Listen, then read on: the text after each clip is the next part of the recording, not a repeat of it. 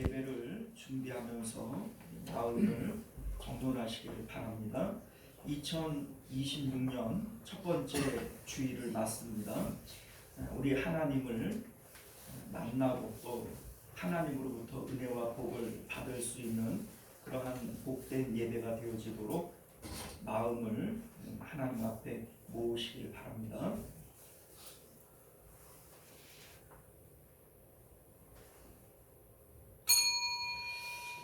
지금으로부터 2026년 1월 4일 신년 감사주일 예배 우리 하나님 앞에 드리겠습니다. 우리 다 같이 묵도하시겠습니다.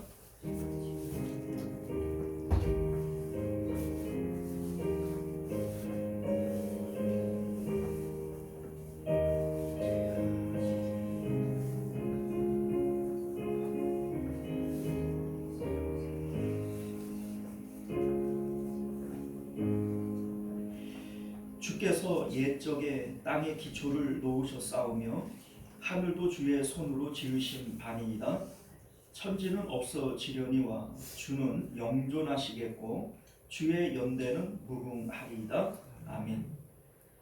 존귀하시고 은혜로우신 우리 주 하나님, 우리에게 새로운 해 2026년을 허락하여 주심을 참으로 감사드립니다. 매일 똑같은 날들인데 하나님께서 해를 나누시고 달을 나누시고 일을 나누시는 것은 하나님께서 우리에게 새로운 기회를 주시는 줄 믿습니다. 우리가 어제의 내가 되어지지 않고 새로운 날, 새로운 사람이 되어져서 새로운 마음으로 하나님을 섬길 수 있도록 은혜 베풀어 주옵소서. 이전 것은 기억지 아니하신다 말씀하셨사오니 우리가 오늘도 십자가를 붙들고 새 사람 되어질 때 주님 앞에 새 힘을 얻어서 주님을 다시 한번 섬길 수 있는 힘이 우리 가운데 있도록 은혜 베풀어 주옵소서. 거룩하신 우리 주 예수님 이름으로 간절히 기도드리옵나이다. 아멘. 우리 찬송가 1장 함께 찬송하겠습니다.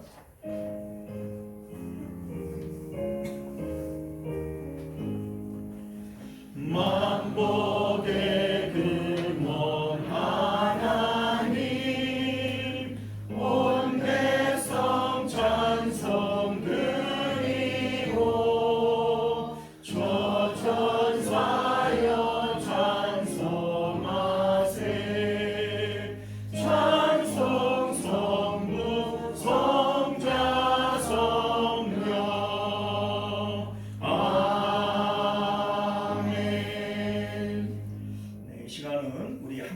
삶을 되돌아보면서 예배하기에 합당치 못한 우리의 언행 심사가 있거든. 우리 참회의 기도로 정결한 마음 갖고 하나님 만나는 예배 되게 하옵소서. 우리 함께 기도하시길 바랍니다. 우리 다 같이 기도하겠습니다. 아버지,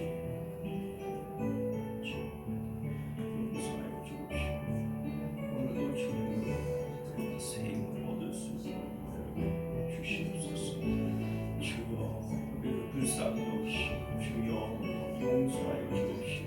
주여, 우리 하나님 다시 한번 새 힘을 하여 주셔서 하나님 앞에 나아갈 수 있는 담대한 마음으로 오늘도 십자가의 보혈로 우리를 깨끗이 씻어 주옵소서. 우리가 우리 죄를 자백하면 저는 미쁘시고 의로우사 우리 죄를 사하시며 모든 불의에서 우리를 깨끗게 하실 것이요 그러므로 이제 그리스도 예수 안에 있는 자에게는 결코 정죄함이 없느니라. 아멘. 우리 사도신경 함께 고백드립니다.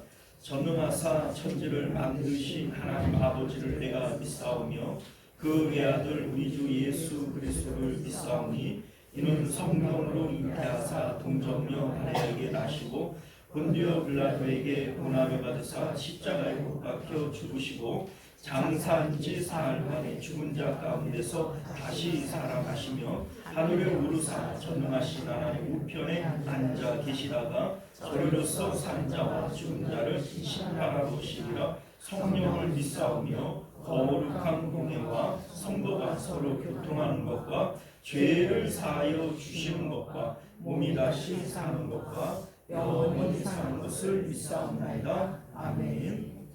자, 우리 찬송가 249장입니다. 찬송가 249장 찬송합니다.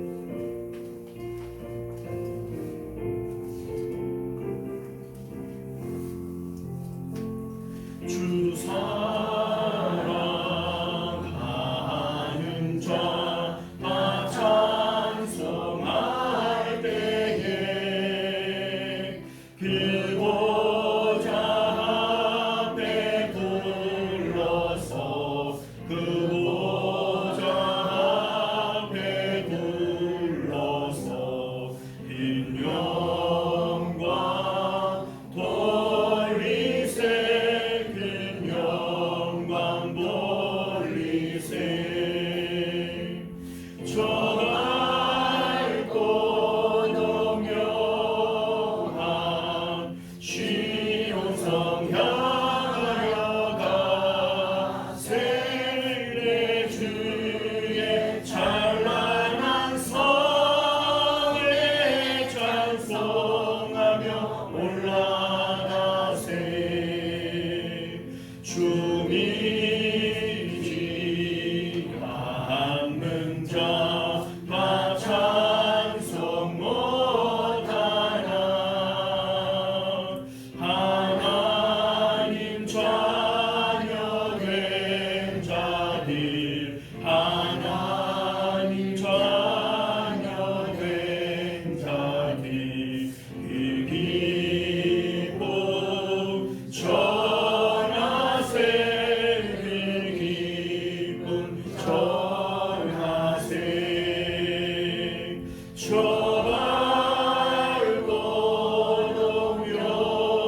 동영한 시온성 향하여 가세 내 주의 찬란한 성에 찬송하며 올라가세 저 하늘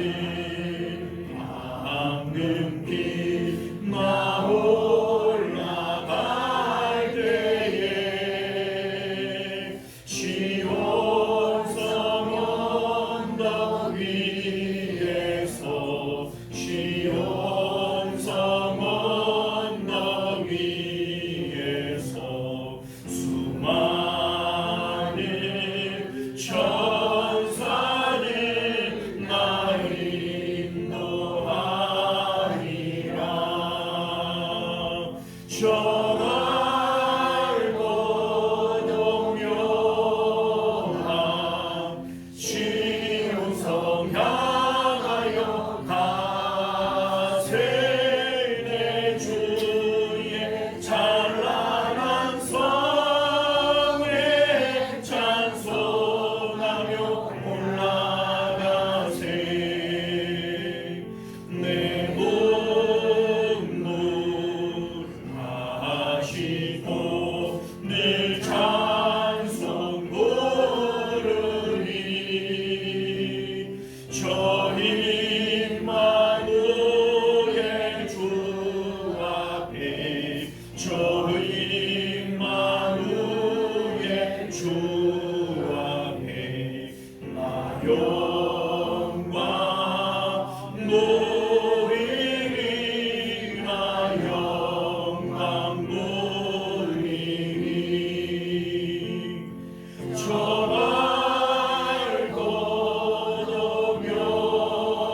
동영한 시온성 향하여 가세 내 주의 찬란한 성에 찬송하며 올라가세 할렐루야.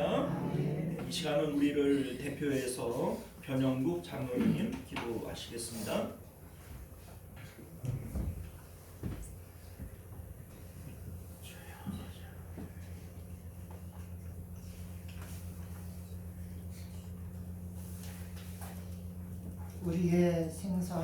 우리를 주관하시는 하나님, 한 주간도 하나님의 품 안에 품어 주셨다가 복된 날 다시 한번 예배하게 하신 것 감사드립니다. 남을 향해 품었던 미움, 시기, 질투, 분냄, 욕하는 것, 거짓 증거하는 일들을 십자가의 보혈로 깨끗이 씻어주셔서 순결함으로 예배하게 하옵소서. 많은 사람들이 마음의 병으로 지쳐가고 있습니다. 우리의 간구와 생각 그리고 소망들이 사회가 만들어 놓은 기준이 아닌 오로지 주님의 말씀에 의지하고 온전히 그 말씀에 속할 수 있기를 기도합니다. 수많은 신앙인들이 선배들이 순교의 공로로 말미암아 복음의 꽃을 피우며 무지한 백성을 일깨우고 사회에 영향력을 끼치며 교회가 사회를 이루어 왔건만 오늘날의 교회는 하나님 중심, 복음 중심보다 사람의 중심과 내 교회 중심으로 변질되면서 우리가 신앙의 본질을 잊고 잘못 살아가는 것 때문에 교회를 향한 사회의 인식은 땅에 떨어져 버린 현실을 보고 있으며 그 때문에 하나님의 이름을 욕되게 하고 있음을 고백하며 회개할 수밖에 없나이다. 주님, 우리를 불쌍히 여기시옵소서. 이 땅의 교회와 성도들이 말씀으로 다시 거듭나게 하옵소서. 외형과 형식에 얽매여 본질 되신 하나님이 뒷전으로 밀려있는 현실을 자복하게 하옵소서. 하나님이 우리의 삶에 목적이 되어야 함에도 불구하고 하나님이 내 삶의 수단이 되어 있지 않은지 돌아볼 수 있는 눈이 우리에게 허락하여 주시옵소서. 주님, 은혜 가운데 포도나무에서 무화과 열매를 기대할 수 없듯 때에 따라 알맞은 노동의 대가를 주시옵소서. 저희가 원하는 것들이 그토록 바라던 결실로 설사 나타나지 못한다고 하더라도 주님이 정한 특별한 목적과 이치를 깨달을 수 있는 기회로 삼게 하여 주시옵소서. 은혜로우신 아버지 하나님, 간절히 감사드린 기도드립니다. 우리 성도님들 일일이 주님이 보살펴 주시고 한절기에 감기 걸리지 아니하고 몸에 이상이 없도록 우리 주님 일일이 보살펴 주시고 이끌어 주시고 인도해 주시옵소서. 드리는 기도마다 다 응답되어 아버지께 영광 돌리고 조금도 부족함이 없도록 우리 주님이 이끌어 주시고 붙잡아 주실 줄 믿습니다. 우리 목사님 가정 외에도 주님이 늘 항상 같이 하여 주시고 목사님 말씀 주시는 외에도 주님이 늘 이끌어 주시고 인도해 주시옵소서. 믿음과 영혼의 강성함을 주시어 주님과의 관계가 더욱 회복될 수 있도록 이끌어 주시옵소서. 예배의 모든 것을 주님께 위탁드리며 예수님 이름으로 간절히 감사하며 기도드립니다. 아멘.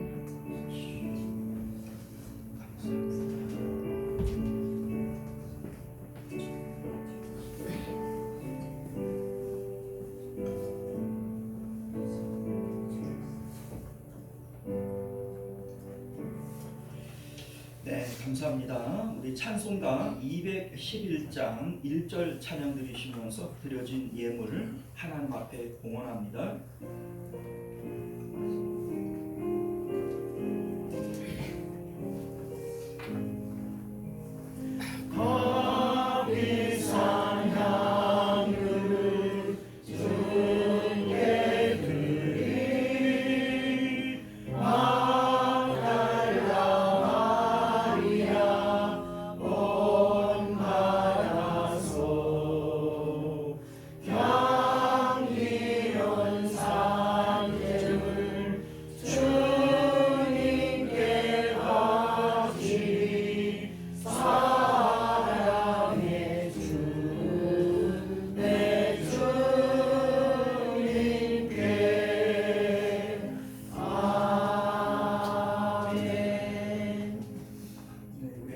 앞에 11조 예물, 신년 감사 예물, 선교 예물 드리셨고요. 우리 주일 헌금 하나님 앞에 드리시고 구제 헌금 드리셨습니다. 우리 오수혜자 권사님, 우리 김영숙 권사님, 우리 우리 변혜준, 변혜곤 우리 성도님 이름으로 우리 감사 예물을 드리셨습니다. 자, 우리 함께 드려진 예물 위해서 기도하겠습니다.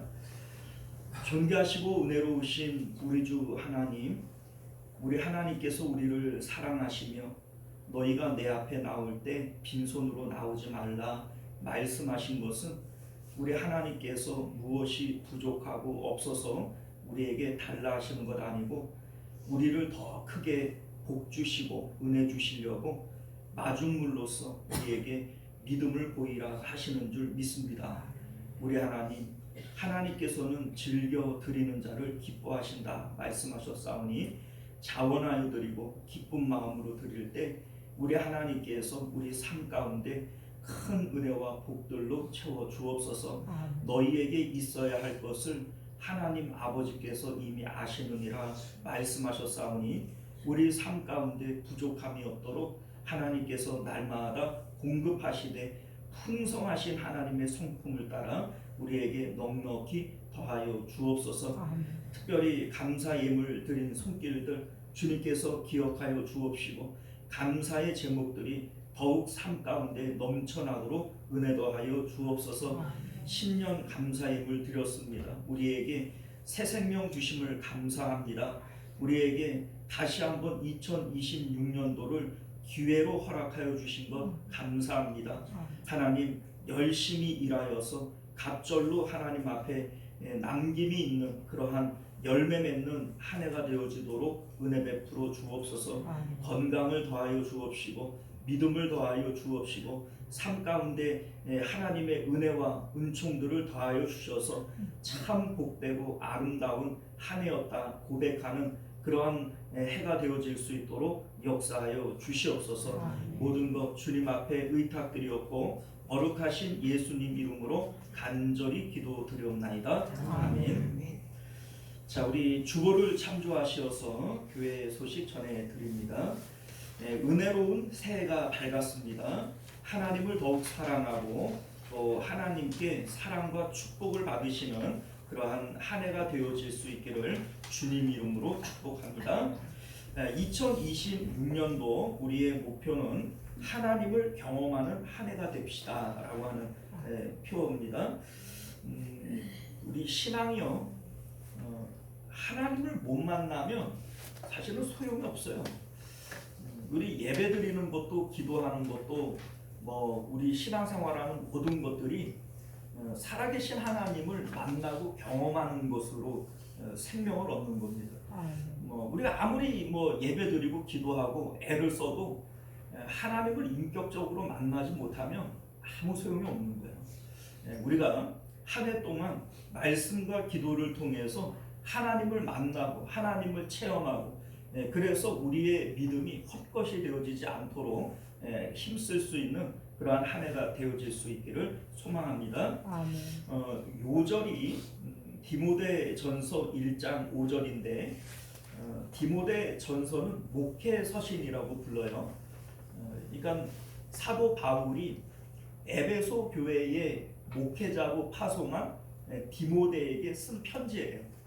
그런데 사도 바울이 디모데에게 어떻게 말씀하시냐면 네가 에베소 교회를 담당할 때 성도들을 어떻게 양육해야 되느냐, 네가 말씀을 전하는 그 양육의 목표가 뭐냐, 이에 대해서 1장 5절이 말씀하는 겁니다. 청결한 마음을 갖게 하고 선한 양심을 갖게 하고 거짓 없는 믿음을 갖게 하여서 하나님을 사랑하고 이웃을 사랑하는 그러한 성도가 되게 만들어라. 이렇게 사도 바울이 디모데에게 당부를 하는 겁니다. 제가 새벽 예배를 준비를 하다가 이 말씀에 감동을 받았어요. 그래서 사도 바울이 디모데에게 부탁하는 것처럼 제가 우리 시온성 교회를 이렇게 목회해야 되겠다 이런 생각이 들어서 우리 요절로 한번 삼아 봅니다. 자, 우리는 전도에 힘써야 되겠습니다. 전도 대상자들을 찾고 그들을 위해서 기도하고 또 교회로 인도해 봅시다. 예배 후에 2025년도 연간 수입 지출 재정 보고 드립니다. 우리 홍은철 장로님 수고해 주시겠고요. 송구 영신 예배 때 말씀 카드를 받지 못하신 분들은 예배 후에 받으실 수 있기를 바랍니다. 대표기도 봉지 주부로 참조하시고 식당 봉사 부서는 3여 전도에 수고해 주시겠습니다. 연말 정산을 위한 기부금 영수증이 필요하신 분들은 신청해 주시기를 바라겠고, 말씀과 기도를 통해 매일 경건에 힘쓰시고 나라와 교회와 가정을 위해 또 우리 다음 세대를 위해 기도하실 때마다 기도해 주시기를 부탁드립니다. 2025년도 우리 성경 읽기 시상은 다음 주에 하도록 하겠습니다. 우리 이제 성경 읽기 우리는 따로 이렇게 이벤트로 행사로 하지 않는다 할지라도 여러분들 평상시에 말씀과 기도 이것밖에는 경건의 방법이 없어요. 여러분들 힘쓰시고 또 그렇게 말씀과 기도에 더욱 열심을 내어 주시기를 부탁드립니다. 자, 우리 하나님 말씀 함께 나눕니다. 사무엘하 1장.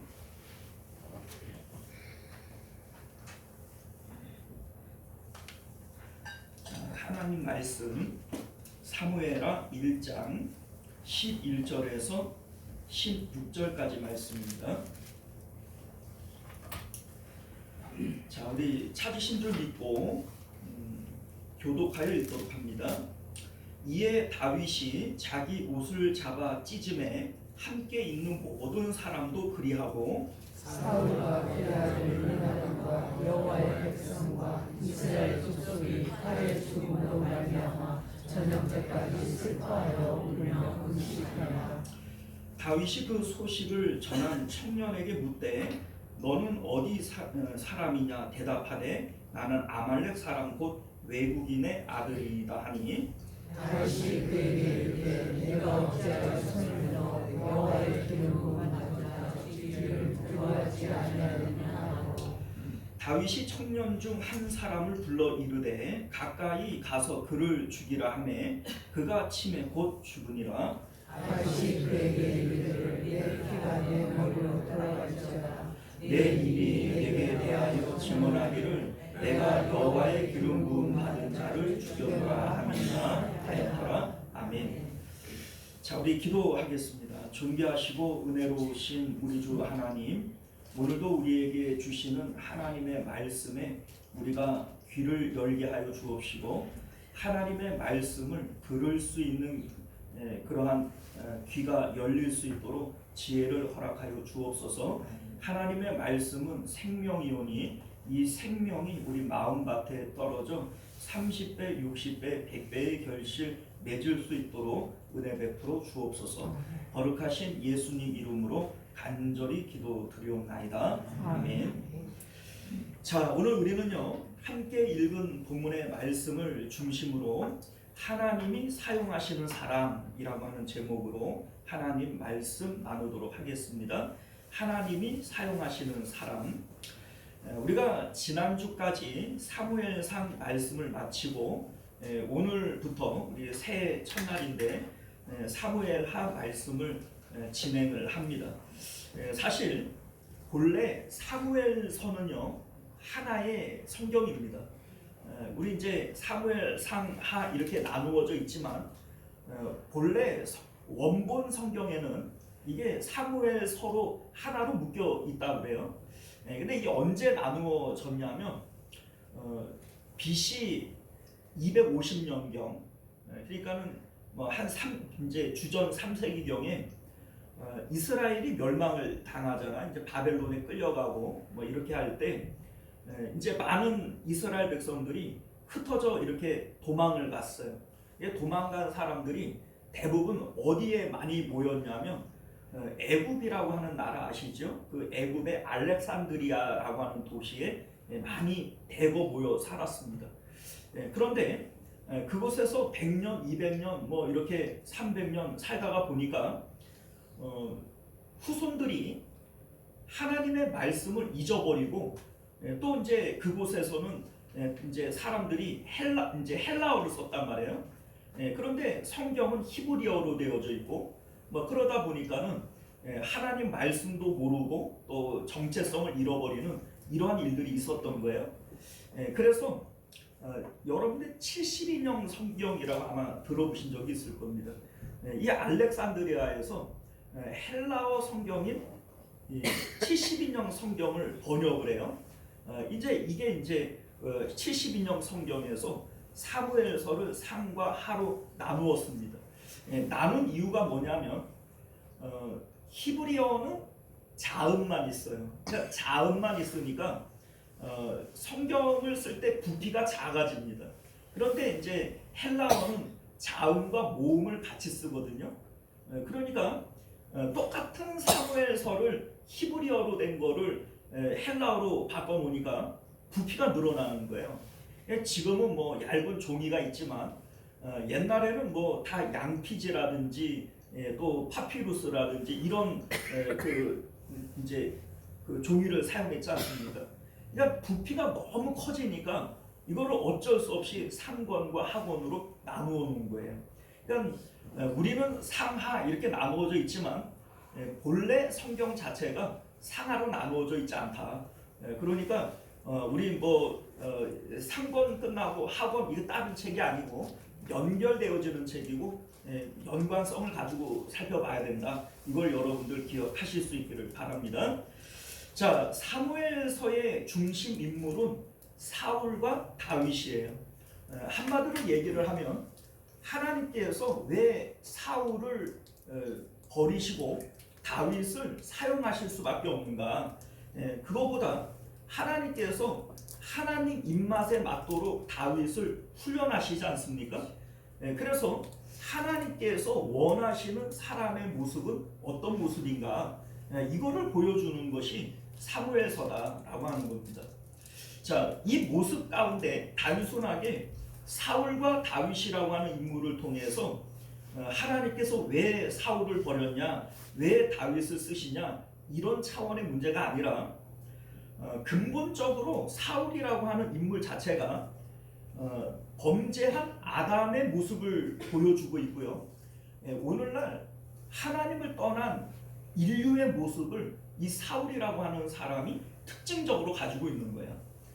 그런데 하나님께서 훈련해서 만드시는 이 다윗의 모습 속에 새로운 인류의 표상이신 예수 그리스도의 모습이 숨겨져 있고 하나님께서 창조 때로부터 우리 사람들에게 원하시는 그러한 사람의 모습이 바로 이 다윗의 모습에 숨겨져 있다라고 하는 겁니다. 자, 그러니까 우리는 사무엘서를 통해서 사울의 모습을 통하여 우리의 지금의 모습을 들여다볼 수 있고 다윗의 모습을 통해서 우리가 취해야 할 하나님께서 기뻐하시는 모습은 어떤 모습이냐라고 하는 것을 발견할 수 있다는 겁니다. 자, 그러니까 사무엘서를 보면서 이 내용을 보지를 못하면 사무엘서는 헛있는 거예요. 정말 중요한 내용은 빼먹고 있는 거예요. 하나님께서 사무엘서를 통해서 우리에게 보여주고 싶은 모습은 하나님이 원하시고 창조 때로부터 하나님께서 바라시는 사람의 모습은 어떤 모습이냐, 본연의 사람의 모습에 대한 이러한 훈련을 다윗을 통해서 보여주시는 것이다 라고 하는 겁니다. 자, 우리 앞서 이스라엘과 블레셋이 전쟁을 치르게 되어지죠. 자, 근데 그 가운데 다윗이 이제 이스라엘과의 전쟁에서 성공에 설 위기에 처하게 되어집니다. 그러면 안 되죠. 왕이 될 사람이 자기 민족을 그 칼로 죽이고 싸워서야 되겠습니까? 그런데 그 위기 가운데 하나님의 은혜로 이제 돌려보낸단 말이에요. 그래 이제 천만다행이다 하고 자기 성인 시글락으로 돌아왔는데 이게 웬일입니까? 성은 불타고 이 아말렉 도적대들이 침공을 해서 모든 물건들은 약탈하고 또 그 부녀자와 자녀들을 납치해가지고 사로잡아 가버렸어요.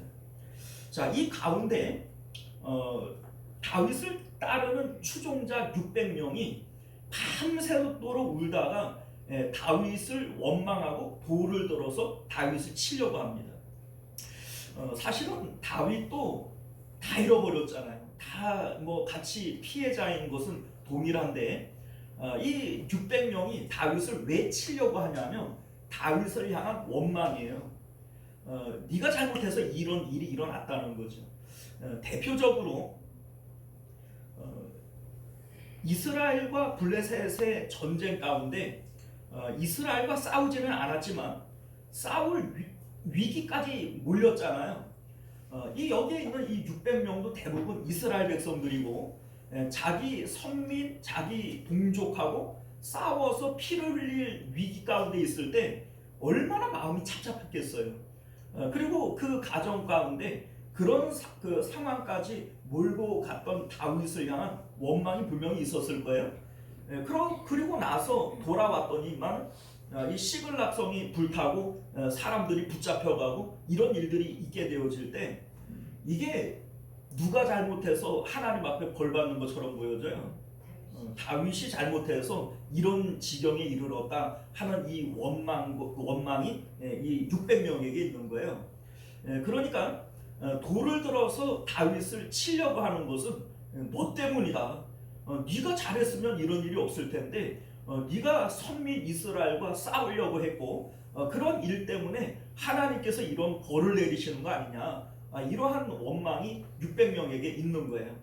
자, 이것이 사실은 하나님께서 다윗에게 주시는 마지막 시험입니다. 우리 이제 다음 주에 살펴볼 2장에 가면은 다윗이 이스라엘의 왕이 되어지잖아요.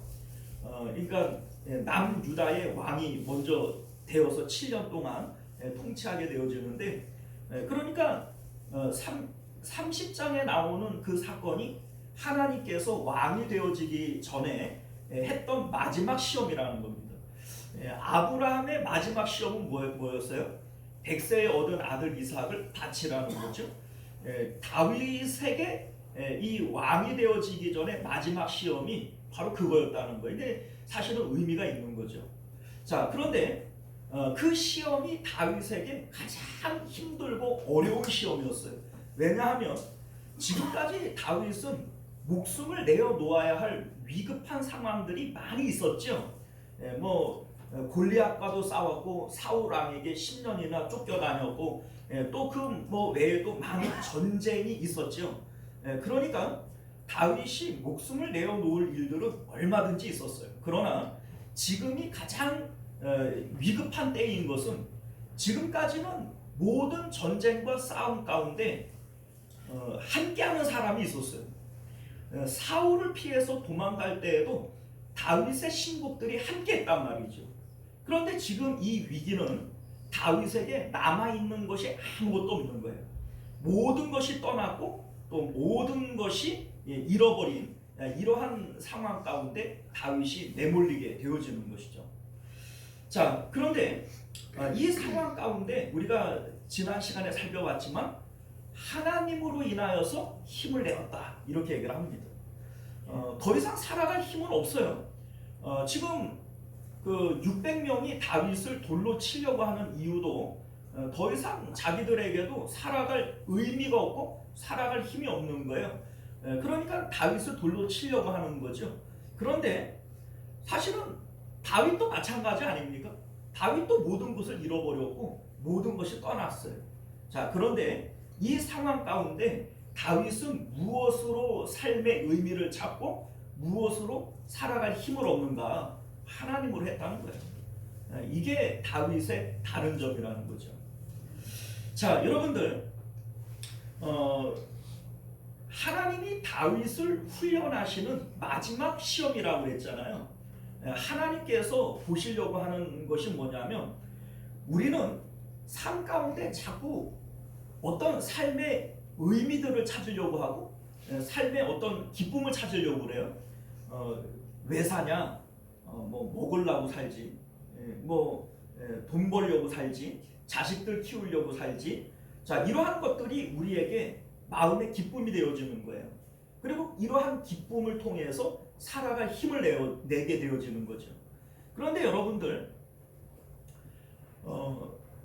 하나님께서는 하나님만을 사랑하라 그러잖아요. 마음을 다하고 목숨을 다하고 힘을 다하여 하나님을 사랑하라 그래요.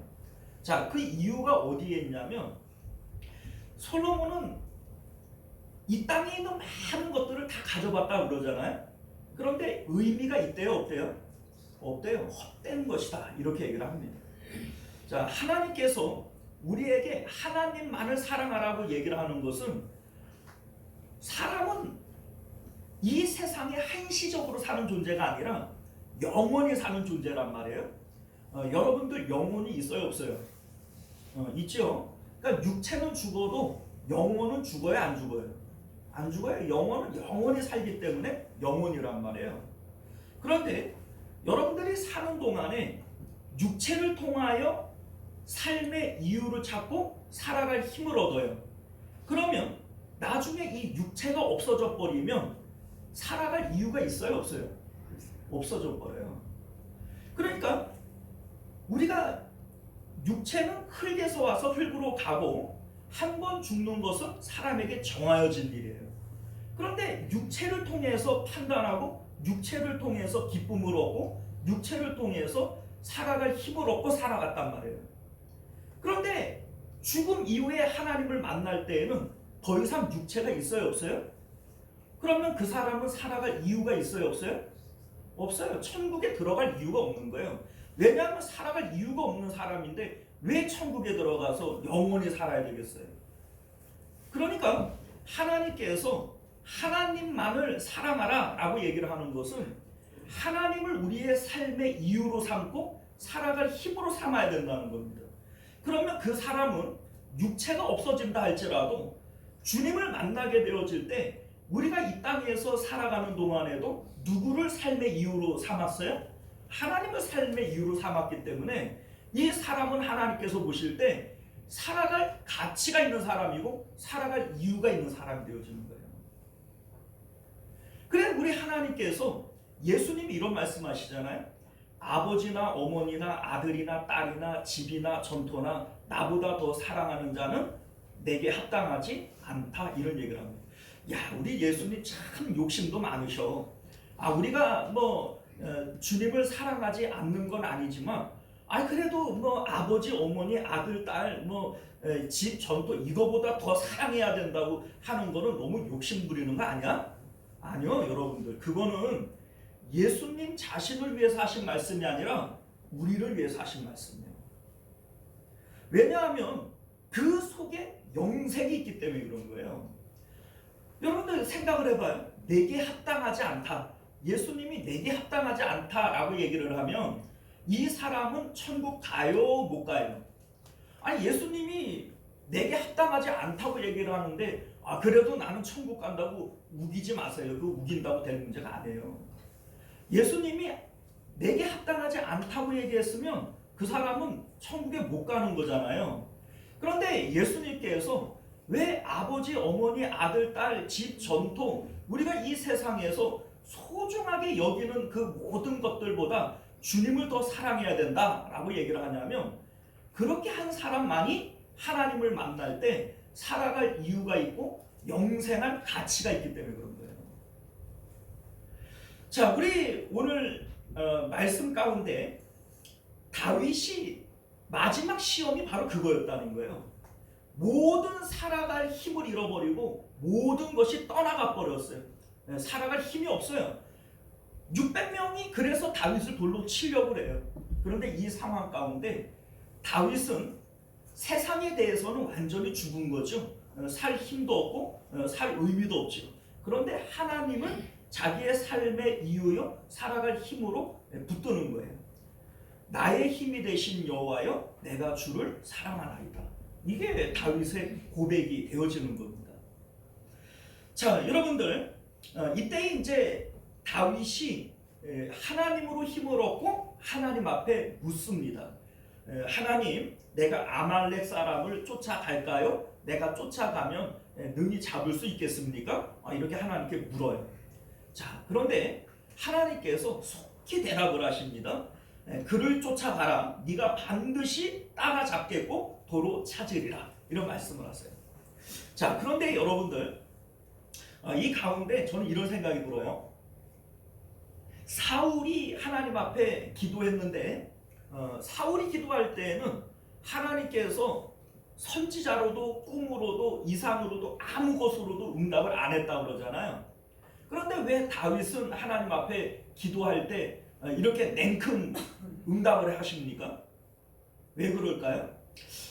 사울은 미운 털이 박여서 그런가요? 아니에요. 하나님은 죄인이라고 할지라도 그들의 기도를 들으시는 것을 믿으시기를 바랍니다. 아합이라고 하는 악한 왕이 있잖아요. 근데 이 아합이 하나님 앞에 베옷을 입고 금식하며 기도할 때 하나님이 들으세요, 안 들으세요? 이 아합 같은 이런 악한 왕의 기도도 들으시는 하나님이신데 왜 사울의 기도는 안 듣고 다윗의 기도는 이렇게 냉큼 응답하시는가? 이유가 있습니다. 다윗은 지금 세상에 대해서 자기의 죽음을 고백하고 있는 거예요. 지금 600명이 자기를 돌로 치려고 하는 이 위기 가운데 다윗은 세상에 대해서는 이미 죽은 거예요. 살아갈 이유도 없고 살아갈 의미도 없어요. 하나님을 삶의 이유요 힘으로 삼고 있는 거예요. 이게 하나님께서 우리에게 응답하시는 유일한 이유입니다. 아합이라고 하는 인물이 하나님 앞에 기도할 때 아합이 금식하잖아요. 베옷을 입잖아요. 이 베옷이 의미하는 것이 자기 죽음으로 의미하는 거예요. 그러니까 우리가 내 뜻과 내 계획을 내려놓고 그리고 하나님 앞에 자기의 죽음과 십자가를 붙들고 기도하는 것은 하나님이 응답하게 되어져 있어요. 그래서 우리가 대부분 기도할 때 내 뜻과 내 계획을 내려놓지를 않아요. 다윗이 하나님 앞에 묻잖아요. 근데 우리가 대부분 어떤 식으로 기도를 하냐면 이렇게 하는 거예요. 하나님, 내가 하나님으로 힘을 내서 이 아말렉 사람들을 쫓아가려고 하는데 하나님 도와주십시오. 반드시 잡게 해주십시오. 그리고 나는 하나님으로 힘을 냈다고 쫓아가는 거예요. 그 하나님 앞에 기도했다고 하는 거예요. 여러분들 그게 잘못된 기도예요. 다윗은 그렇게 기도하지 않지요. 하나님, 내가 어떻게 해야 되겠습니까? 쫓아갈까요? 말까요? 쫓아가면 잡겠습니까? 못 잡겠습니까? 하나님의 의견을 묻지 이미 자기의 뜻과 계획은 이미 죽은 거예요. 다윗이 그렇게 물어봤기 때문에 하나님이 응답하실 수가 있는 거예요. 여러분들, 이 세상에 많은 피조물들이 있는데 이 세상의 모든 피조물들은 하나님께 순종해요, 안 해요? 순종해요. 하나님께 불순종하는 그러한 피조물은 누구밖에 없어요? 이게 사람밖에 없어요. 그런데 왜 사람은 하나님께 불순종하는 줄 아세요? 내 뜻과 내 계획이 있기 때문에. 사람은 내 뜻과 내 계획이 있기 때문에 하나님도 뜻과 계획이 있으신 분이시고 나도 뜻과 계획이 있어요. 그렇기 때문에 하나님과 내가 연합하기 위해서는, 하나가 되어지기 위해서는 하나님이 뜻을 버려야 되겠어요? 내가 뜻을 버려야 되겠어요? 하나님은 자기 뜻을 버리시는 분이 아니에요. 그리고 그래서도 안 되고, 하나님은 창세전부터 나를 향한 하나님의 뜻과 계획을 가지고 계시단 말이에요. 그런데 하나님과 내가 연합하고 하나님과 내가 동역하기 위해서는 내 뜻과 내 계획을 버려야 되는 거예요. 그러니까 다윗이 하나님 앞에 묻는다라고 하는 것은 내 뜻과 내 계획을 내려놓는 거예요. 사울은 그렇지 않았어요. 사울은 하나님께 기도할 때 자기 뜻과 자기 계획을 가지고 물어봅니다. 그리고 하나님이 응답을 안 하니까 자기 뜻을 관철시키기 위해서 누굴 찾아가요? 신접한 이 무당을 찾아가 버려요. 그러니까 자기의 고집을 끝까지 못 꺾는 거예요. 그래 하나님 응답을 못 하는 겁니다. 오늘날 우리들이 하나님 앞에 기도할 때 응답받기 위해서는 십자가를 붙들고 내가 죽어야 돼요. 내 뜻과 내 계획이 죽어야 하나님의 뜻과 하나님의 계획이 하늘에서부터 내려오는 것임을 믿으실 수 있기를 바랍니다. 아멘. 자, 그래서 다윗이 이제 하나님과 연합되어지고 하나님과 동역하게 되어져요. 이게 이제 우리 지난 30장에 있었던 일인데 다윗이 이제 하나님을 경험했다라고 하는 것을 우리가 어떻게 알게 되어지냐면 다윗의 반응을 보면 알아요. 다윗이 아말렉 사람들을 막 추격을 하는데 사실 이 아말렉 사람들을 추격한다고 이 따라잡을 수 있는 이 확률이 1000분의 1, 10,000분의 1이나 될까요? 어딜로 도망가는데 무슨 GPS를 달아놓은 것도 아니고 이걸 어떻게 쫓아가겠어요? 자, 그런데 하나님께서 참 기가 막힌 방법을 통해서 쫓아가도록 만드시는 거예요. 때마침 이 아말렉 사람들 가운데에서 병들어 있는 소년을 버려버려요. 근데 이 병든 소년을 만나게 하시고 추격하게 하십니다. 자, 그런데 그 과정 가운데 600명이 쫓아가는데 200명이 쫓아가다가 기진해가지고서는 쓰러져 버려요. 부솔 시내라고 하는 그 시내를 건너지를 못합니다. 그러니까 이제 200명을 나비로 두고 400명만을 데리고 다시 쫓아가요. 그리고 이제 그 만나가지고 이제 그 모든 것을 다시 되찾아가고 오죠. 성경을 보면 참 신기한 것이 한 사람도 죽지를 않았고 그리고 크고 작은 어떤 것도 잃어버린 것이 없다 이렇게 얘기를 합니다. 이 기적 아닙니까? 기적이죠. 이럴 수가 없잖아요. 자, 그런데 이 이제 하나님께서 이 특별한 은혜로 이렇게 해주시는 거예요. 자, 그런데 다윗이 하나님과 동역하고 난 다음에 이 승리를 자기 것이라고 여기지 않습니다. 다윗의 추종자들 가운데 약간 불량한 사람들이 있었어요. 이 불량한 사람들이 뭐라고 얘기를 하냐면 우리와 같이 전쟁에 참여하지 않은 200명 그들에게는 재물을 나눠줄 수 없습니다. 그 사람들에게는 자기 가족들이나 데려가게 하지 재물을 나눌 수는 없습니다. 자, 그런데 사실 이 불량한 사람들이라고 얘기를 하지만 이들의 요구는 타당해 보입니다. 왜냐하면 전쟁이라고 하는 것은 목숨을 걸어야 되거든요. 그런데 200명은 목숨을 걸었어요? 안 걸었어요? 안 걸었어요. 그런데 그 200명하고 400명하고 똑같이 취급을 해버리면 그 400명 입장에서는 불만이 쌓이겠어요? 안 쌓이겠어요? 우리는 목숨 걸고 싸웠는데. 그렇죠? 자, 그러니까 이들의 요구는 정당해 보인단 말이에요. 그런데 다윗이 그들의 요구를 단칼에 거절해버려요. 왜 그러냐면 이 승리는 우리가 싸워서 이긴 것이 아니라 누가 한 것이다? 하나님이 하신 것이다. 하나님이 하신 일을 마치 네가 뭐 칼 들고 싸워서 이긴 것처럼 그렇게 할 수 없는 것이다. 이렇게 단칼에 거절해버리는 거예요. 그리고 그 재물을 600명에게 골고루 다 나누어 줍니다. 자, 그런데 다윗이 또 이상한 행동을 해요. 어떤 행동을 하냐면 그 전쟁하고는 전혀 관계가 없는 유다의 그 성읍의 장로들에게도 이 선물을 보내는 거예요. 재물을 막 나눠주는 거예요. 그들은 전쟁하고는 아무런 관계가 없잖아요. 그런데 여러분들 이게 왜 그러냐면 다윗의 마음 가운데에는 이 전쟁은 누구의 승리예요? 하나님의 승리예요. 그래서 하나님이 영광을 받으셔야 되고 하나님으로 함께 기뻐해야 되는데 함께 있는 600명 가운데 어느 누구도 하나님으로 기뻐하는 사람이 없는 거예요. 다 재물로 기뻐하고 되찾은 자기의 가족으로 기뻐하고 승리로 기뻐하고 있지 하나님으로 기뻐하지를 않는 거예요. 자, 이때에 다윗의 마음 가운데에는 영적인 외로움이 들어오는 겁니다. 소위 그런 거 있잖아요. 엘리야가 내가 하나님을 사랑하는 마음이 특심한데 다 죽고 누구만 남았어요? 나만 남았습니다. 이게 영적인 외로움이죠.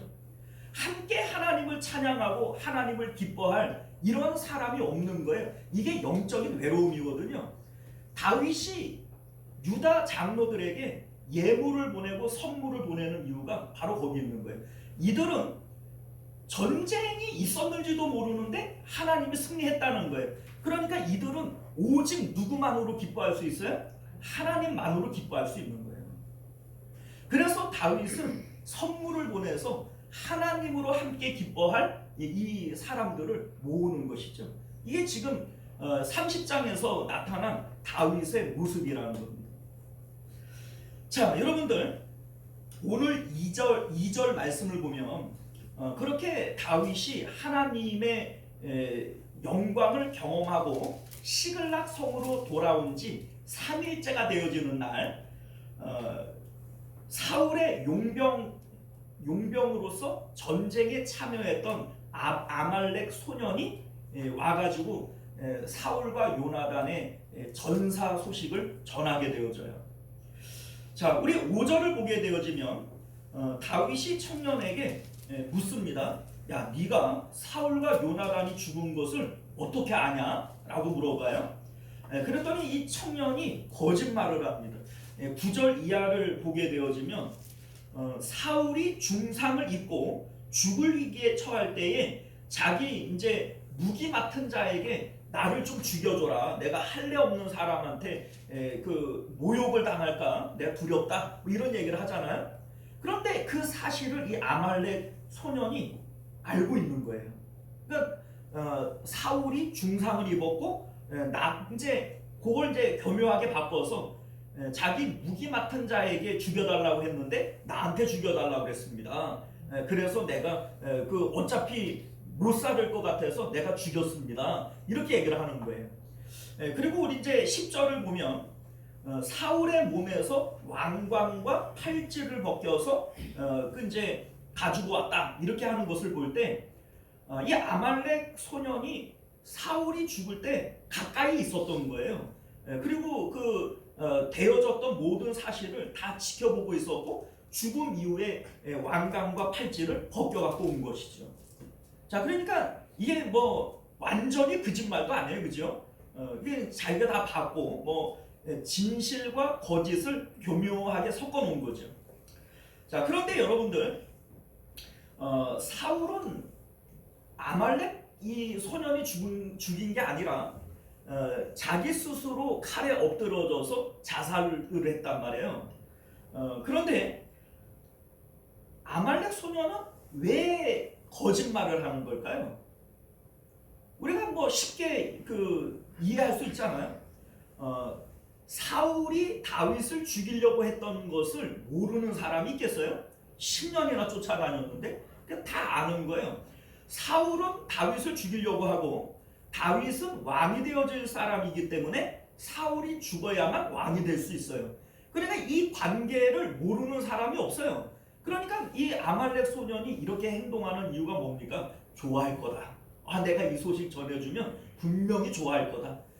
그리고 내가 이 왕관과 팔찌를 가져다가 주면 내 공로를 인정해가지고 큰 상을 내릴 거다. 이런 생각을 갖게 되는 거죠. 여러분들 이 정도는 상식적인 거 아니겠어요? 당연히 그런 생각을 가질 수 있는 겁니다. 그런데 이게 웬일입니까? 이 다윗이 기뻐하는 것이 아니라 막 옷을 찢고 화를 내고 가까이 있는 그 자기 신하를 통해서 가가지고 쳐 죽여버려라. 15절을 보면은 가갖고 이제 쳐 죽여버리는 거예요. 자, 여러분들 다윗의 이 행동을 우리는 어떻게 받아들여야 돼요? 이게 상식적이지 않잖아요. 다윗이 요나단이 죽은 거에 대해서는 마음 아파할 수 있을 것 같아요. 왜냐하면 요나단이 다윗을 좀 좋아했어요. 얼마나 서로 애틋하게 사랑했습니까? 자, 그러니까 요나단의 죽음에 대해서는 이렇게 애도할 수 있을 것 같은데 사울의 죽음에 대해서 이렇게 애도할 수 있다. 이 우리 17절 이하 우리 이제 읽지 않았지만은 17절 이하를 보게 되어지면 다윗이 그 애가를 지어가지고 추모를 해요. 그러니까 시를 짓는 거예요. 애가를 만들어서 추모를 한단 말이에요. 그러니까 이 내용을 볼 때 다윗이 가식적으로 이렇게 하는 건 아닌 것 같아요. 근데 진짜로 슬퍼하고 애통하고 있는 거죠. 자, 그런데 다윗이 왜 사울의 죽음을 이렇게 애통해하는 걸까요?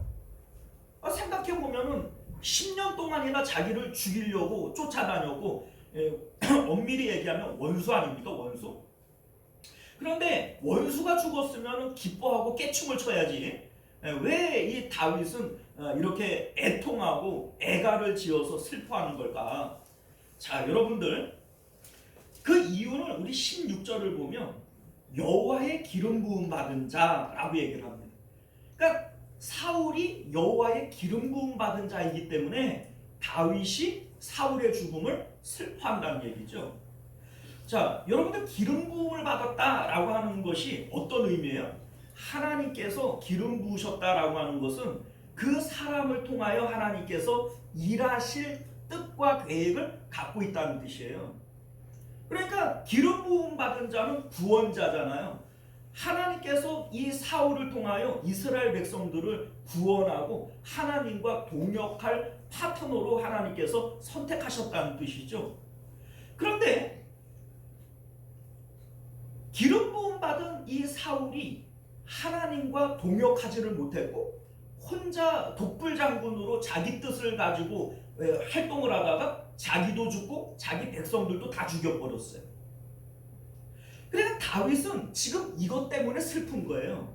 하나님께서 입으신 손해가 얼마나 크냐 이거죠.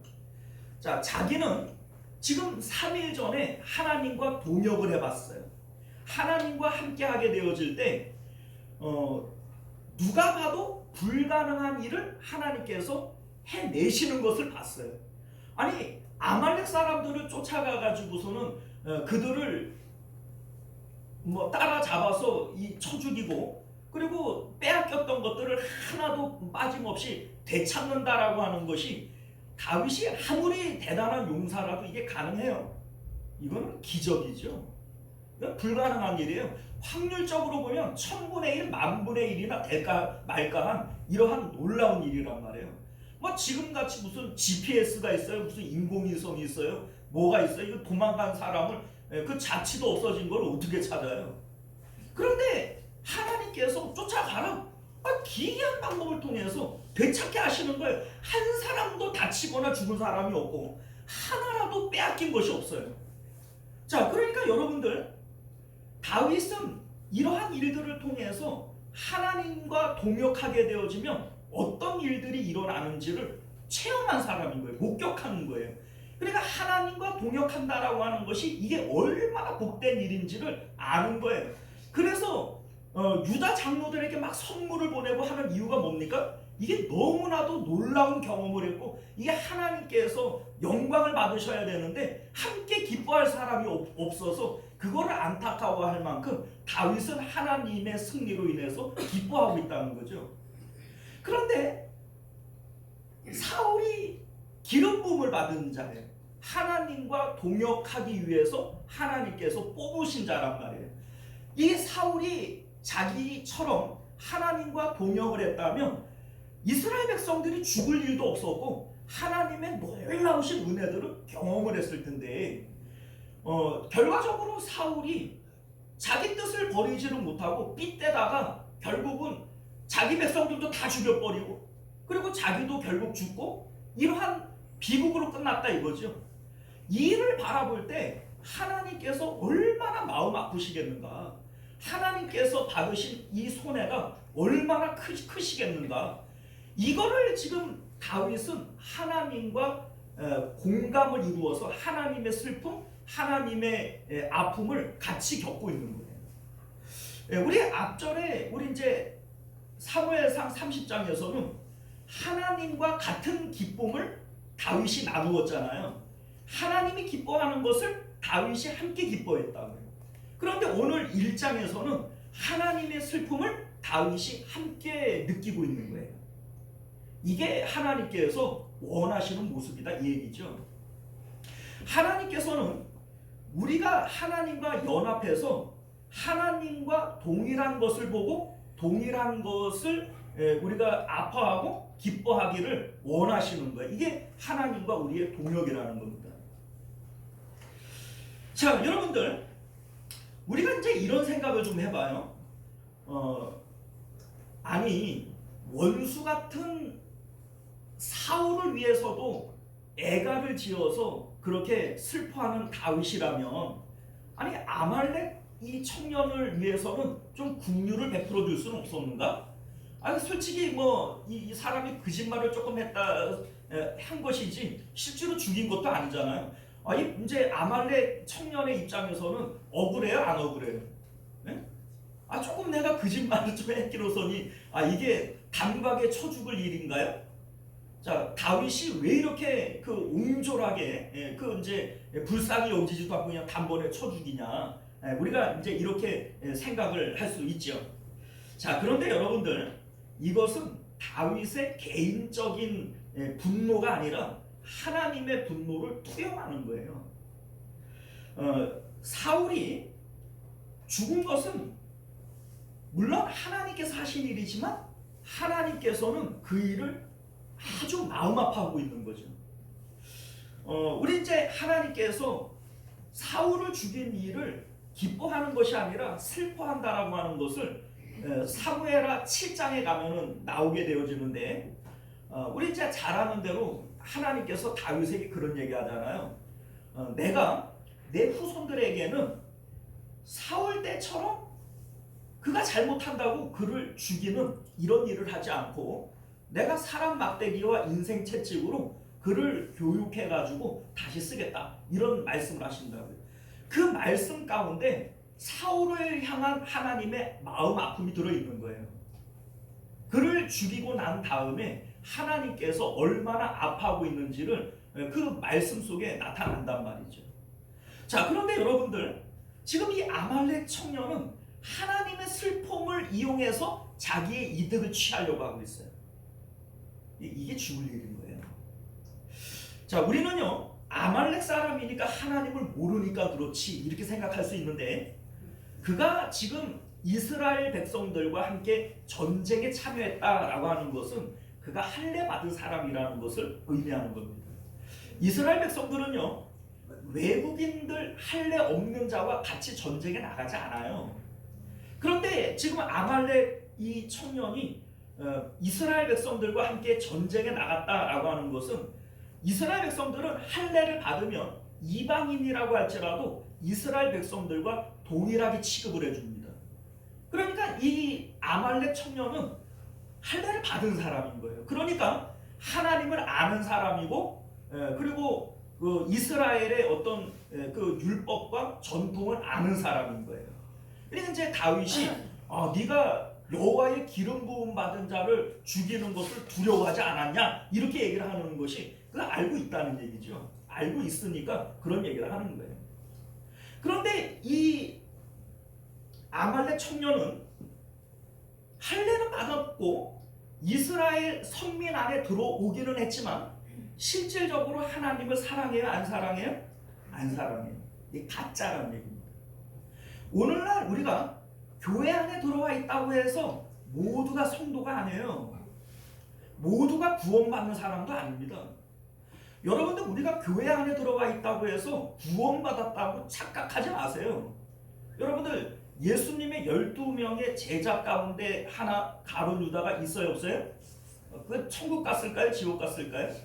예수님의 12제자인데 지옥 갔단 말이에요. 여러분들 그 바리새인과 사두개인들 선민 중에서도 그 선생들 아닙니까? 근데 예수님께서 그들을 향해서 뭐라고 얘기해요? 천국 문을 가로막고 자기도 안 들어가고 남들도 못 들어가게 하는 자다 이런 얘기를 하잖아요. 자 그러면 여러분들 이스라엘 백성들은 선민이란 말이에요. 그러니까 오늘날로 얘기하면 교회 안에 들어와 있는 성도들 아닙니까? 그런데 이들은 천국 간대요 못 간대요? 예수님이 못 간다고 그랬으니까 못 가는 게 맞지. 여러분들 우리가 이제 사탄 이 마귀라고 얘기하는 이 마귀가 원래 어디 있던 출신이에요? 천국에 있던 출신이에요. 그러니까 천국 가운데에도 지옥 갈 존재가 있어요 없어요? 그런데 교회 안에 들어와 있다고 다 구원받는다는 게 말이 돼요? 착각하지 마세요 여러분들. 교회 안에 있다고 내가 예배 드리고 있다고 나 세례 받았어 그게 여러분들이 구원받는 표가 아니에요. 여러분들이 구원받는 표는 오직 하나예요. 여러분들이 지금 하나님을 사랑하는가 여러분들 마음을 들여다보세요. 내가 하나님을 사랑하고 있다면 그게 여러분들이 구원받은 표예요. 그래서 사도 바울이 누구든지 하나님을 사랑하지 않는 자는 저주를 받을지어다 이렇게 얘기를 하죠. 그게 왜 저주를 받냐면 사랑하지 않는 게 이미 저주받은 거예요. 저주를 받는다는 게 아니라 이미 저주를 받고 있는 거예요. 구원받은 사람이 아닙니다. 입술로는 하나님을 공경하지만 마음은 하나님부터 멀어요. 하나님 사랑 안 하는 거예요. 여러분들 구원받는 사람은 하나님을 사랑하게 되어져 있어요. 지금 이 아말렉 청년은 할례 받고 이스라엘 선민 안에 들어와 있지만 하나님 사랑해요? 안 사랑해요? 안 사랑해요. 이 근본적으로 이방인이에요. 구원받는 사람이 아니란 말이에요. 하나님께서 그를 죽이심으로써 그가 멸망받을 존재라는 것을 상징적으로 우리에게 보여주는 겁니다. 사랑하는 성도 여러분, 우리가 오늘 이 말씀을 통해서 하나님께서 우리를 만드실 때 우리를 향한 하나님의 뜻과 계획이 무엇인지를 여기서 발견하게 되어져요. 자, 무슨 얘기냐면 하나님께서 아담을 창조하실 때 아담을 향해서 뭐라고 말씀하시냐면 생육하고 번성하고 땅을 정복하고 땅을 다스려라 이렇게 말씀해요. 그러니까 정복하고 다스리는 자니까는 다스리는 게 뭐예요? 왕의 권한이잖아요. 자, 왕이란 말이에요. 그런데 하나님께서 동산 중앙에 뭘 만들어 놓으셨어요? 선악과를 만들어 놨어요. 선악과가 의미하는 것은 선과 악을 판단하지 말라는 거거든요. 선악과를 안 먹은 아담은 선과 악을 판단해요? 못해요? 못해요. 자기가 벗었지만 벗은 걸 몰랐단 말이에요. 판단 못해요. 이게 얼마나 모순적입니까? 아니, 왕으로서 다스려야 되는 사람인데 선악을 판단 못하게 만든 거예요. 너 이거 선악과 먹지마, 선악을 판단하지마. 그러면 어떻게 다스려요? 내가 이게 옳은지 그른지 좋은지 나쁜지 판단하지 못하는 사람이 어떻게 다스립니까? 너무나도 모순되어지지 않아요? 그런데 여러분들 이게 하나님께서 사람을 만드실 때 사람을 향한 하나님의 뜻이었다고요. 자, 이게 어떤 일이냐면 우리는요 마음을 다하고 성품을 다하고 힘을 다하여 누구만 사랑해요? 하나님만 사랑해요. 그러니까 세상에 있는 어떤 것도 보지 말라는 거예요. 하나님만 집중하라는 거예요. 그런데 하나님은 이 세상 모든 우주 만물을 지켜봐요, 안 봐요? 지켜봐요. 그리고 하나님께서는 그것들을 향한 뜻과 계획을 가지고 있어요. 그러니까 너는 네 뜻과 네 계획을 따라서 뭘 판단하고 할 필요가 없다는 거예요. 너는 하나님만 보라는 거예요. 하나님만 사랑하라는 거예요. 그러면 하나님으로부터 하나님의 뜻과 계획이 나에게 전달되어지는 거예요. 그러면 하나님의 뜻과 계획대로만 살아가면 된다는 겁니다. 하나님께서 지금 다윗을 훈련하시고 만드시는 내용이 바로 그거예요. 어떤 상황 가운데도 하나님께 묻잖아요. 하나님, 내가 쫓아갈까요? 말까요? 내가 뭐 내려갈까요? 말까요? 이제 자꾸 묻잖아요. 그러니까 내가 그것들을 향해서 생각하지 않고 판단하지 않는 거예요. 그리고 누구의 뜻을 따라가요? 하나님 뜻을 따라가는 거예요. 야, 그렇게 해서 사라져? 예, 하나님을 믿으면 사라져요. 여러분들, 내가 아무리 생각하고 판단해도 하나님만 해요? 못해요. 아니, 다윗이 자기 생각과 자기의 어떤 그런 판단을 통해서 아말렉을 쫓아간다고 해서 그 결과가 하나님이 주도한 것보다 더 좋은 결과가 나올 수 있어요? 못한다고요. 그런데 왜 자꾸 내 뜻대로 뭘 하려고 그래요? 여러분들, 그게 자기 스스로를 망치는 길이라고요. 사랑하는 성도 여러분, 예수님께서 그렇게 사신 거예요. 예수님께서 요한복음 8장을 보게 되어지면 이런 말씀을 하세요. 너희는 육체를 따라 판단하나 나는 아무것도 판단하지 않는다. 나는 아버지께로부터 보고 들은 것을 말하고 행동한다. 이런 말씀을 하십니다. 자, 그러니까 예수님도 생각할 줄 알고 판단할 줄 알아요. 근데 안 하시는 거예요. 그러니까 하나님께서 생각하시고 판단하는 것을 그대로 받아가지고 말하고 행동하고 살아가신다는 겁니다. 그런데 하나님께서 예수님을 통하여 우리를 만드시는 그 내용도 동일한 겁니다. 자, 여러분들, 내가 왜 십자가에서 죽어야 되죠? 다윗이 600명이 돌을 들어 자기를 치려고 할 때 세상에 대해서는 다윗은 이미 죽은 거예요. 자기 뜻과 자기 계획과 살아갈 이유와 살아갈 힘을 다 잃어버린 겁니다. 내가 죽었어요. 그때만이 다윗이 하나님 안으로 쑥 들어갈 수 있는 거예요. 그래야만 하나님과 하나가 되어질 수 있는 거예요. 내 뜻과 내 계획이 남아있는 상태에서는 하나님과 결코 연합할 수 없고 동역할 수 없어요. 그런데 예수님께서 우리에게 뭐라고 말씀하세요? 날마다 자기를 부인하고 자기 십자가 지고 날 따라오래요. 이게 뭘 얘기를 하는 겁니까? 우리는 십자가를 통해서 다윗은 아주 위급한 상황을 만나서 자기 죽음을 경험했지만 우리는 십자가의 예수님을 통해서 날마다 자기 죽음을 경험하면서 하나님과 연합하라는 겁니다. 이때 하나님께서 우리에게 어떻게 해주세요? 성령님을 보내주시는 거예요. 성령님이 우리 안에 들어오시면 하나님의 깊은 것까지라도 깨닫게 하시고 이 세상을 향한, 내가 만나는 이 세상을 향한 하나님의 뜻과 계획을 성령님을 통하여 알게 하시고 인도해 주시는 거예요. 그렇게 살아가라는 거죠. 이게 우리가 승리할 수 있는 삶의 비결이라는 거예요. 하나님께서 다윗을 사용하셨어요. 하나님께서 예수님을 사용하셨어요. 그런데 이들에게는 무엇이 있었기에 하나님께서 이들을 사용하셨는가? 이들은 자기 뜻과 자기 계획을 죽였어요. 버렸어요. 그리고 하나님과 연합했어요. 하나님과 함께 기뻐했고 하나님의 슬픔, 하나님의 분노를 함께 느꼈어요. 이게 하나님께서 창조 때로부터 예수 그리스도를 통하여 회복되어지는 새로운 피조물에 이르기까지 하나님이 원하시는 사람의 모습이라는 겁니다. 사랑하는 성도 여러분, 2026년도 우리가 이거 한번 도전해 봅시다. 예수님처럼, 다윗처럼 우리가 날마다 십자가를 바라보면서 하나님, 나는 세상에 대해서 죽습니다. 하나님의 뜻과 계획이 나를 통해서 드러나기를 원합니다.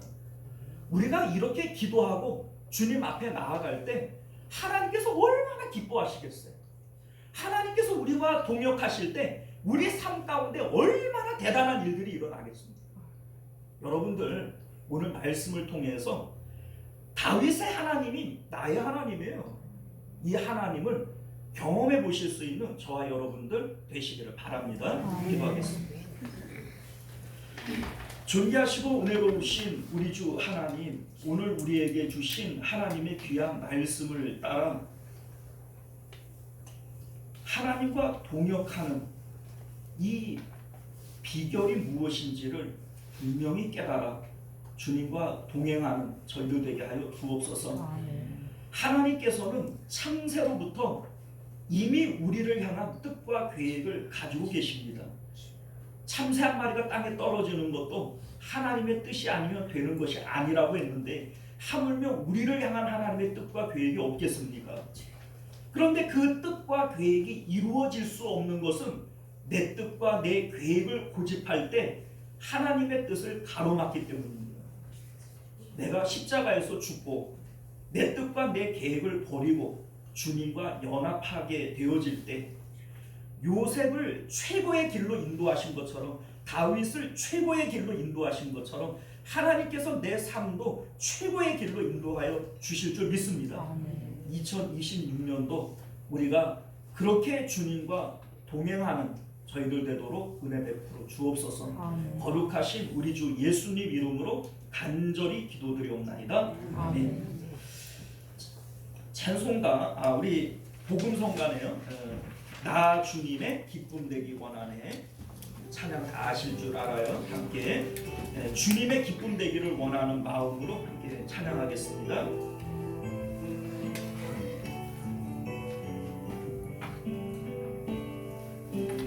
나 주님의 기쁨 되기 원하네. 내 마음을 새롭게 하소서. 새 부대가 되게 하여 주사 주님의 빛 비추게 하소서. 내가 원하는 한 가지 주님의 기쁨이 되는 것. 내가 원하는 한 가지 주님의 기쁨이 되는 것. 겸손히 내 마음 드립니다. 나의 모든 것 받으소서. 나의 맘 깨끗게 씻어 주사 주의 길로 행하게 하소서. 내가 원하는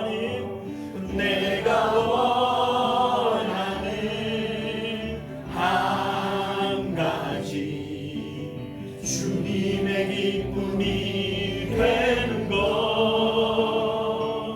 내가 원하는 한 가지 주님의 기쁨이 되. 내가 원하는 한 가지. 내가 원하는 한 가지 주님의 기쁨이 되는 것. 내가 원하는 한 가지 주님의 기쁨이 되는 것. 할렐루야. 자, 우리 함께 기도하겠습니다. 말씀을 기억하시며 기도하시기를 바랍니다. 내가 주님의 기쁨이 되고자 할 때 하나님께서는 나의 기쁨이 되십니다. 여호와를 기뻐하라. 그리하면 내 마음의 소원을 이루어 주시리로다. 내가 하나님을 기쁘게 하면 하나님은 나를 기쁘게 해요.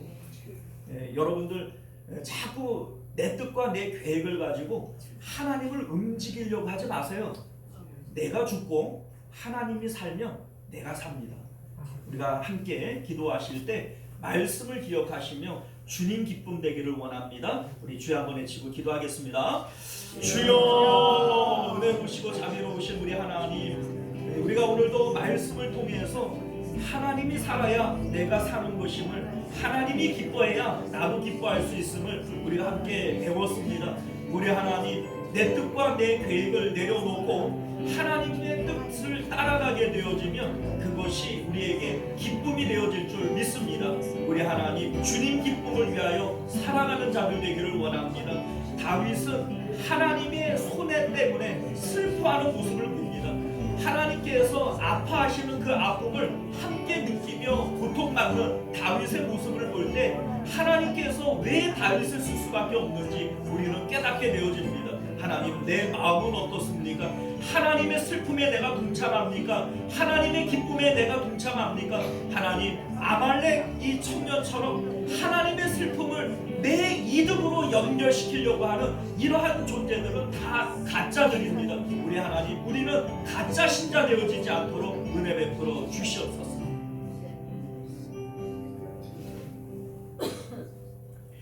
은혜로우신 우리 주 하나님, 다윗은 하나님의 기쁨, 하나님의 슬픔, 그것을 함께 느끼고 있습니다. 사울을 죽이실 수밖에 없었던 하나님의 그 아픔 때문에 다윗은 슬프게 울며 애가를 지어 부르고 있습니다. 할례를 받은 아말렉 청년, 그는 하나님의 슬픔을 이용해서 자기의 이득을 취하려고 합니다. 우리 하나님, 우리는 어떻게 살아가고 있습니까? 하나님의 기쁨이 나의 기쁨 되어지고 하나님의 슬픔이 나의 슬픔 되어지도록 그렇게 살게 하여 주옵소서. 내가 하나님을 기쁘시게 하면 하나님도 나를 기쁘게 합니다. 여호와를 기뻐하라. 그리하면 내 마음의 소원을 내게 이루어 주시리로다. 우리 하나님의 말씀입니다. 우리가 믿게 하시고 하나님 기쁨을 위하여 2026년도 힘차게 살아갈 수 있는 저희들 되게 하여 주옵소서. 지금은 우리 주 예수 그리스도의 은혜와 만극하신 하나님 아버지의 사랑하심과 내주하시고 교통하시는 성령 하나님의 인도 보호하심이 오늘도 말씀을 따라 하나님의 기쁨 되어지기를 원하는 우리 모든 성도님들과 그들의 가정과 자녀들과 하는 생업 가운데, 그리고 우리 시원송교회와 만국교회 가운데 지금으로부터 영원토록 함께 있을지어다. 아멘.